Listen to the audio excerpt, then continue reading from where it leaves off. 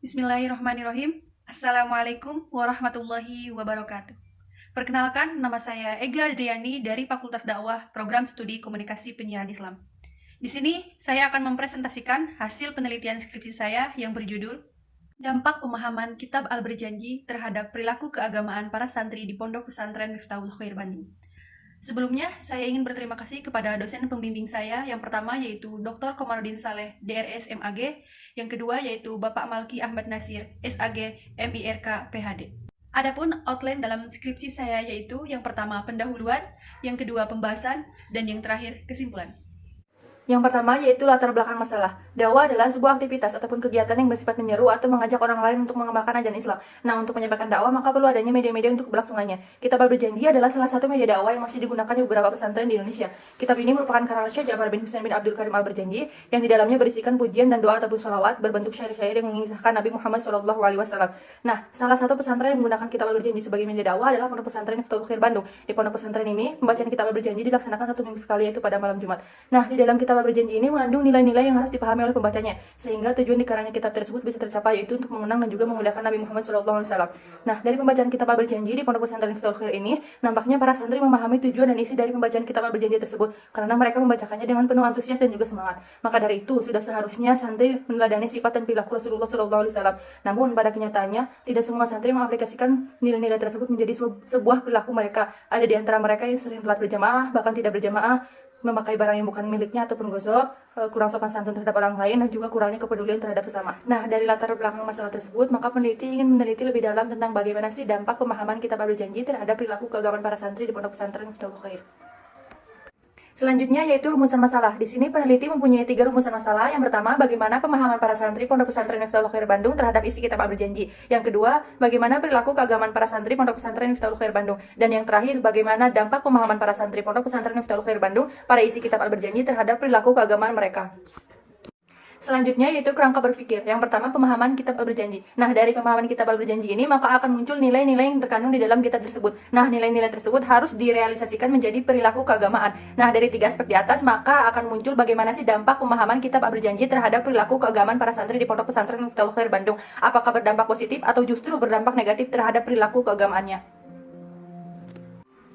Selanjutnya yaitu langkah-langkah penelitian. Yang pertama, menetapkan metode dan jenis penelitian. Metode dan jenis penelitian dalam penelitian ini yaitu kualitatif deskriptif. Yang kedua, teknik pengambilan data atau sumber data. Di sini menggunakan purposive sampling. Yang ketiga, teknik pengumpulan data yaitu dengan tahapan observasi, wawancara, dan dokumentasi. Observasi dan wawancara dilakukan kepada pengurus pondok, pengurus santri, dan juga santri di Pondok Pesantren Miftahul Khair. Dan dokumentasi sebagai penunjang untuk mendapatkan informasi yang lebih real. Dan selanjutnya yaitu analisis data. Di sini menggunakan 3 tahap. Yang pertama, reduksi data. Yang kedua, penyajian data. Yang terakhir yaitu penarikan atau verifikasi kesimpulan.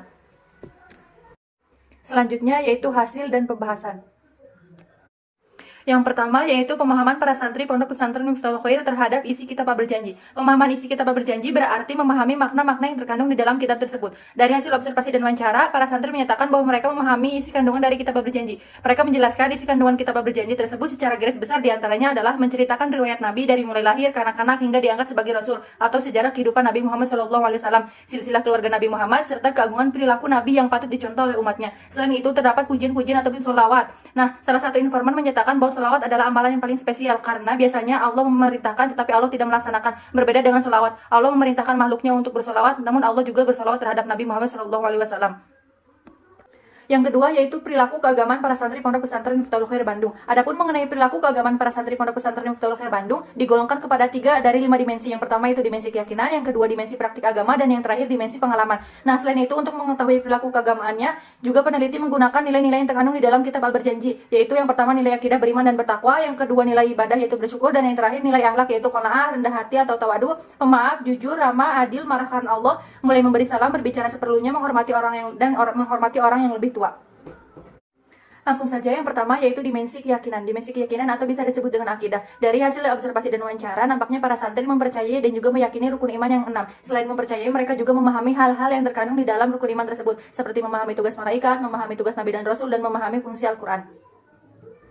Yang kedua yaitu dimensi praktik agama atau ibadah. Perilaku keagamaan santri dari dimensi praktik agama ini dalam kategori baik. Hal ini terlihat dari pelaksanaan ibadah-ibadah sunnah dalam kehidupan sehari-hari yang sebelumnya belum bisa istiqomah, namun setelah mengikuti kegiatan pembacaan berjanji ini menjadi lebih istiqomah. Dan dalam ibadah berupa ucapan pun para santri nampaknya selalu bersyukur atas apa yang diberikan Allah dengan mengucap Alhamdulillah. Yang ketiga yaitu dimensi pengalaman atau akhlak. Dari hasil observasi dan wawancara, para santri nampaknya selalu mencontoh perilaku Nabi Muhammad SAW. Nah, selain itu, dari 11 nilai akhlak yang ada dalam kitab berjanji, ternyata mereka merealisasikan 8 dari 11 nilai-nilai tersebut dalam kehidupan sehari-hari. Di antaranya adalah qanaah, rendah hati, pemalu, pemaaf, ramah, marah karena Allah, berbicara seperlunya, dan menghormati orang yang lebih tua. Untuk nilai akhlak selebihnya yaitu jujur, adil, dan memberi salam, ternyata para santri belum sepenuhnya merealisasikan dalam kehidupan sehari-hari.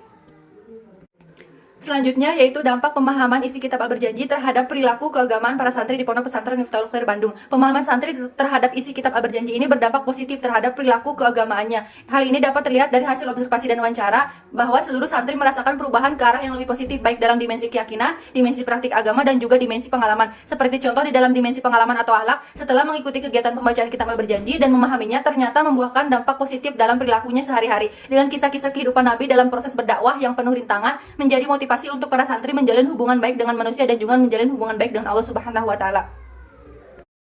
Yang terakhir yaitu kesimpulan pertama, pemahaman santri terhadap isi kitab Al-Berjanji ini dalam kategori baik. Hal ini dapat terlihat dari kemampuan santri menjelaskan kembali isi kandungan kitab Al-Berjanji. Yang kedua, perilaku keagamaan para santri Pondok Pesantren Miftahul Khair, baik dari aspek akidah, ibadah maupun akhlak termasuk dalam kategori baik. Para santri selalu berusaha untuk mencontoh tingkah laku Rasulullah sebagai teladan dalam kehidupan. Dan yang terakhir, dampak pemahaman isi kitab Al-Berjanji terhadap perilaku keagamaan para santri di Pondok Pesantren Miftahul Khair Bandung berdampak positif. Dengan mengikuti kegiatan tersebut, mereka merasakan perubahan ke arah yang positif baik dalam aspek akidah, ibadah maupun akhlak. Para santri selalu berusaha menjaga hubungan baik dengan Allah dengan mengikuti segala perintahnya dan menjauhi larangannya, dan juga menjaga hubungan baik dengan manusia dengan perilaku-perilaku yang dicontohkan oleh Rasulullah SAW.